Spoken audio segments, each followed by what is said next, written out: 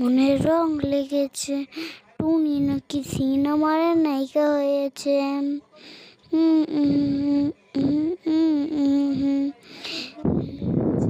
মনের রং লেগেছে, রং লেগেছে, মনের রং লেগেছে, টুনি নাকি সিনেমার নায়িকা হয়েছে।